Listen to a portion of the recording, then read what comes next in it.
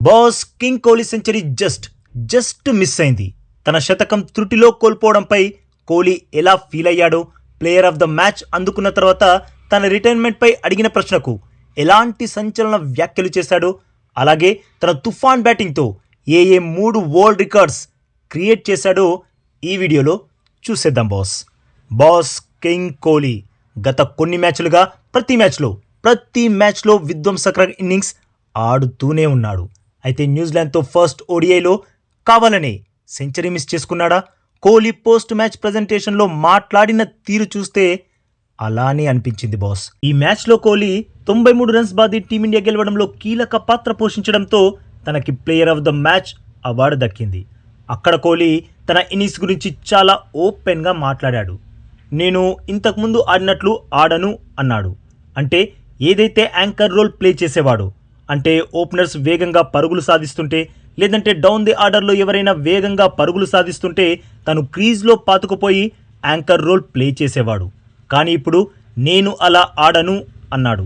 ఇప్పుడు నేను కూడా బ్యాట్ని గట్టిగానే జులిపిస్తాను. ఇక సెంచరీ విషయం అంటారా, దాన్ని అసలు పట్టించుకోను. నా ముందున్న లక్ష్యం ఒక్కటే, టీమిండియాకి గెలుపును అందించడం, అంతే. మైల్ స్టోన్స్ గురించి అస్సలు ఆలోచించను. టీంకి ఎలా అవసరమైతే అలా పరుగులు సాధిస్తాను. నేను ఆడే విధానాన్ని పూర్తిగా మార్చేసుకున్నా. బాల్ 1 నుండే అటాకింగ్ క్రికెట్ ఆడాలి అని నిర్ణయించుకున్నా. ఒకవేళ ఈ మ్యాచ్లో ఫస్ట్ బ్యాటింగ్ చేస్తుంటే ఇంకా వేగంగా పరుగులు సాధించేవాడిని. ఎందుకంటే అప్పుడు న్యూజిలాండ్కి టార్గెట్ ఇవ్వాల్సి ఉండేది కాబట్టి. కాకపోతే ఇక్కడ టార్గెట్ చేస్తున్నప్పుడు ఎన్ని రన్స్ కొట్టాలి, ఎంత వేగంతో కొట్టాలి అన్నది ముందే తెలిసిపోతుంది. కాబట్టి దాని ప్రకారమే బ్యాటింగ్ చేశా. ఎక్కడైనా టీం ఇబ్బందుల్లోకి వెళుతుంది అనిపిస్తే వెంటనే అటాకింగ్ క్రికెట్ ఆడతా. ఫైనల్గా టీంకి విజయాన్ని అందించడమే నా లక్ష్యం. నేను ఇలానే ఆడుతూ ఉంటా అన్నాడు. దానికి హర్ష భోగ్లే ఇలానే ఆడుతూనే ఉండండి అన్నాడు. దానికి కోహ్లీ అవునవును ఆడుతూనే ఉంటా, ఇప్పట్లో రిటైర్మెంట్ ప్రకటించే ఉద్దేశమే లేదు. నేను క్రికెట్ని ఎంజాయ్ చేస్తున్నా, ఇంకా చాలా క్రికెట్ ఆడాల్సి ఉంది అని తేల్చి పడేశాడు. సో కింగ్ కోహ్లీ ప్రస్తుతం పీక్ ఫామ్లో కనిపిస్తున్నాడు. అలాంటప్పుడు రిటైర్మెంట్ గురించి ఆలోచించాల్సిన అవసరమే లేదు. ఏమంటారు బాస్? ఇలా జరిగింది పోస్ట్ మ్యాచ్ ప్రజెంటేషన్లో కోహ్లీ ఇంటర్వ్యూ. ఇక ఈ మ్యాచ్లో కోహ్లీ 93 పరుగుల తుఫాన్ బ్యాటింగ్తో 3 ప్రపంచ రికార్డులు బద్దలు కొట్టాడు. ఇందులో ఓ రికార్డ్ని ఇప్పటివరకు క్రికెట్ హిస్టరీలో ఎవ్వరూ సాధించలేకపోయారు. Even God of cricket Sachin Tendulkar కూడా, సంగక్కర కూడా చేయలేకపోయాడు. అలాంటి రికార్డ్ కింగ్ కోహ్లీ క్రియేట్ చేశాడు. అవును బాస్, కింగ్ కోహ్లీ 93 పరుగుల సూపర్బ్ ఇన్నింగ్స్తో ఇంటర్నేషనల్ క్రికెట్లో 28,000 పరుగులు పూర్తి చేసుకున్నాడు.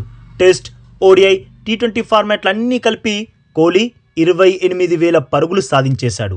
ఇక వరల్డ్ రికార్డ్ ఏంటంటే బాస్, ఇంటర్నేషనల్ క్రికెట్లో అతి తక్కువ మ్యాచ్ల్లో అత్యంత వేగంగా 28,000 పరుగుల మైలురాయిని అందుకున్న one and only cricketer Virat Kohli. Sachin Tendulkar కూడా ఇంత వేగంగా ఆ మైలురాయిని అందుకోలేకపోయాడు. ఇక న్యూజిలాండ్తో మ్యాచ్లో ఆడిన ఇన్నింగ్స్తో కింగ్ కోహ్లీ సంగక్కర రికార్డ్ని బద్దలు కొట్టేశాడు.